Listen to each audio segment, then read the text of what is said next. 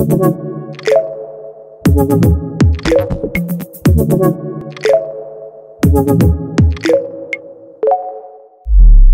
Asay, Head of Open Source Strategy and Developer Marketing at AWS, Amazon Web Services, friend of theCUBE. We've known Matt for many, many years, over a decade, following the data developer world. Matt Asay, welcome to the Redis post-game, post-keynote coverage.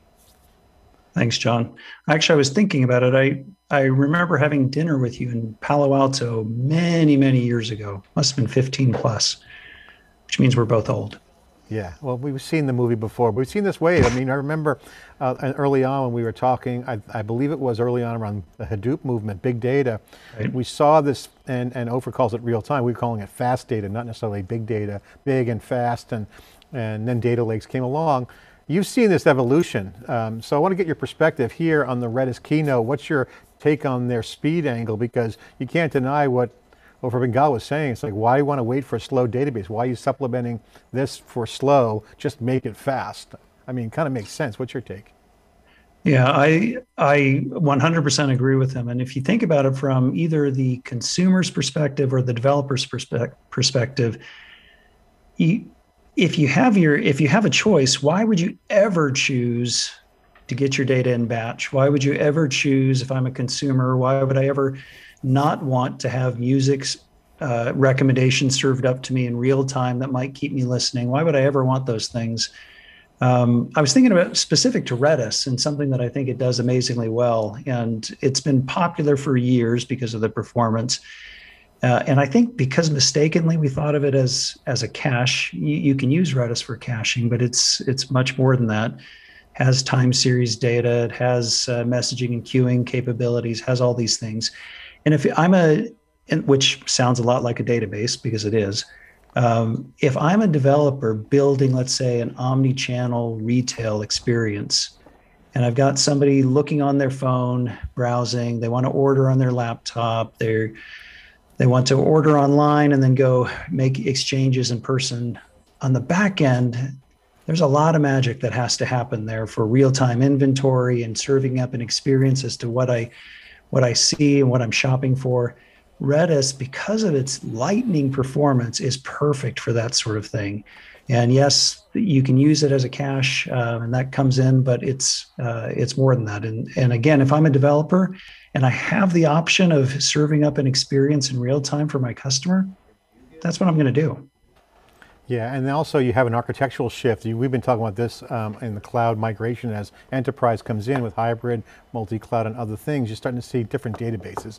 And I've even talked to Andy Jassy at AWS about this around, there isn't one database to rule the world. There's different formats. You mentioned time series, you got graph, you got now JSON, you need to search. All these things are happening. It's all one big platform now. So how does you see Redis succeeding in that with these new announcements? And then how this cloud kind of goes to the next level. When you got this operating model, DevSecOps, however you call it, day two operates, all is going crazy. How does these new database diversity factor into all of this? Is it just more data? What do you see Redis doing in that area? Well, I mean, personally, I see Redis taking on more and more again, started as a cache. And I see it taking on more and more attributes of what you'd consider to be a full-fledged database.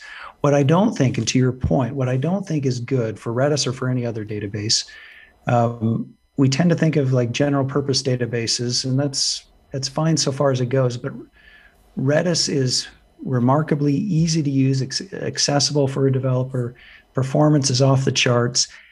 I think as Redis Labs and others who help to develop it, we focus on not just turning it into something that's good for everything, but something that's really good for particular things. And like you said, we have multiple databases that we can use and choose. And at AWS, we talk about purpose-built databases. And so you might use a graph database where relationships in the data are super important. And you might use Redis for where you need to give that real-time sort of perspective on the data, whether it's for analytics or for other things. But I think it's important to Redis will continue to take shape, a broader and broader shape, being able to do more and more different things. And developers will start using it for, or are using it for an increasing array of applications. But I think what we don't want, at least not right now, is to cast it or any other database as the everything database, because we saw that with Oracle, and it's kind of collapsing under its own weight. Well, and plus, as modern apps become programmable with the infrastructure as code, you're going to need to have the infrastructure just do its job. So I got to ask, as Amazon enables this, even theCUBE uses Redis, and we have a big Amazon deployment for our media. So small to big companies are using Redis. I'm an Amazon customer as well, so you guys have a lot of Redis customers on AWS. You're a major stakeholder in all this. How do you see that expanding? Because Redis is so popular. Is it a choice issue? You guys going to continue to support it? How do you guys, as a stakeholder, view the phenomenon that's super popular? Yeah. Well, and when I say we, one of the wonderful things about open source is that it's really always about the individual. And so I say we, but what I really mean is Madeline Olson, an engineer at AWS, decided a few years ago and got permission from her boss to start actively contributing to Redis. And I think that's emblematic of what we want to see happen. And now we have a number of people that are actively contributing to Redis. One thing that I love about Redis Labs, so stepping back from the database for a second and looking at the leadership around it, Redis Labs showed, I think, remarkable leadership in deciding to open up the development and the governance around the Redis database. And what that has meant, it started off as Salvatore Sanfilippo doing an amazing job of building it himself. But now you have the kind of the muscle of a range of different companies, and in the core maintainers, it's now Redis Labs, AWS, and Alibaba. But the kind of the community building up around Redis is even more diverse than that. And I think it's really for the community to decide what Redis becomes. And given the diversity of perspectives and diversity of talents that are now feeding into Redis, I don't know. That's why kind of when I was saying before, it's not just a cache, it's kind of whatever the developers who are the contributors to Redis want it to be. And sky's the limit. Yeah, Redis is super popular. I got to ask, obviously this comes up a lot, and I want you to, if you don't mind addressing it here at the Redis Labs Conf 2021, as a major cloud providers get into the scale game, and then you got now the customers going the enterprise with hybrid. How do you guys help open source companies like Redis Labs succeed while at the same time offering your own version of Redis? Because we get why this all is. It's all open. But Redis Labs, again, they're very successful. Just raised a big round of funding again. They're a unicorn. They're worth $2 billion, and they have a huge ecosystem. So, what's your view on how the cloud providers can help them be successful? Yeah, well, I mean, so think of it this way. If you've heard, and I know, John, you know AWS really well, and you've been friends with Andy Jassy for years, so this won't be a surprise to you.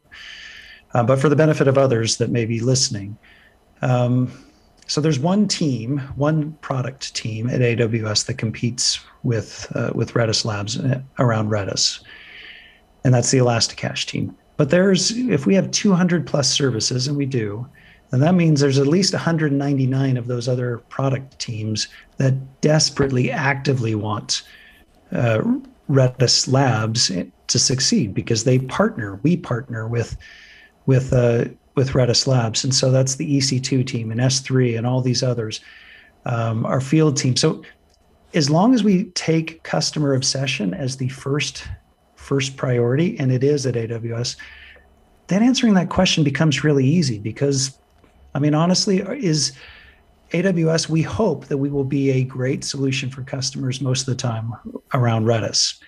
And we're doing a lot of innovation and innovative work to make that happen.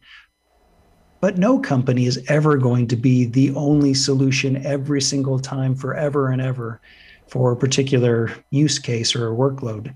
And so we need to partner with companies like Redis Labs to ensure that they're successful, because they're going to see ways to serve the customer that maybe we haven't yet.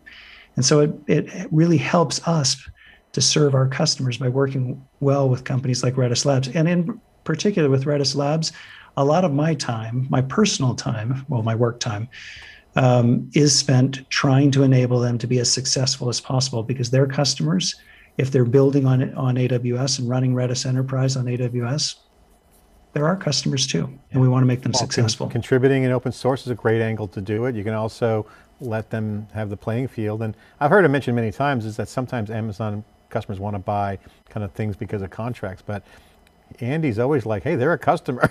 Snowflake competes with Redshift, right? So, you know, I mean, so there's a lot of co-opetition. I think there's a lot of incentives. That's interesting, good perspective. Matt, final question, just as Redis Labs continues to go to the next level. 10 years ago, the founder was all bullish. I interviewed him in 2013 at conference when before they changed their name to Redis Labs. You saw the vision playing out. How do you connect the dots as you're out talking to the open source community as the next wave of open source comes? It's here and it's more commercial, it's still open and transparent. What's your industry perspective on this as we go to the next level, this modern era, as we call it? Well, it feels to me like the Redis community is doing the right thing by opening up governance and embracing diverse perspectives. It also feels to me like Redis Labs is doing the right thing. They were the ones behind that move to open up governance. And as I look at the sorts of things that they're doing, working well with us as well as other cloud providers, I'm super bullish on what the company is doing and what the open source project Redis is doing. I just think, you know, 10 years from now, we're still going to be talking about Redis, and it probably will be even more popular than it is today, which is saying something because it's extraordinarily popular. Matt, thank you for coming on theCUBE. Great to see you again, and I wish we were in person. Great stuff, always good to hear. I'm John Furrier with RedisConf 2021, Fireside Chat, keynote review, post reaction.